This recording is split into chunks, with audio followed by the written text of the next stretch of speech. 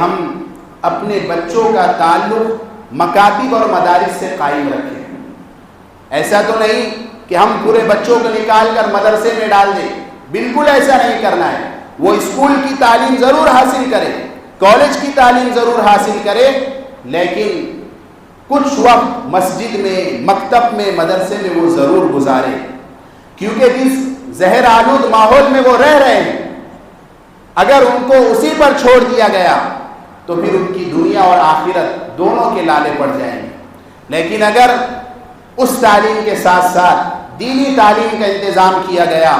تو وہ وہاں جو زہر مل رہا ہے اس کا تریاق یہاں پر مل جائے گا، اور پروٹیکشن ان کو مل جائے گا جس سے وہ محفوظ ہو جائیں گے۔ لہٰذا ہم مکاتب میں، مدارس میں قرآن کی تعلیم حاصل کرنے کے لیے اپنے بچوں کو ضرور داخل کروائیں، اور جس طرح دنیاوی اعتبار سے ہم کوالٹی چاہتے ہیں کہ اچھا ٹیوشن ہو، اچھا اسکول ہو، تو اچھے مکتب بھی ہماری نظر میں ہونے چاہیے، اچھے مکتب میں ہمارے بچے کا ایڈمیشن ہونا چاہیے۔ جیسے ہم دنیاوی اعتبار سے کوالٹی چاہتے ہیں تو اس اعتبار سے بھی ہم کوالٹی لائیں اور اپنے بچوں کو اچھے سے اچھی تعلیم دلوائیں۔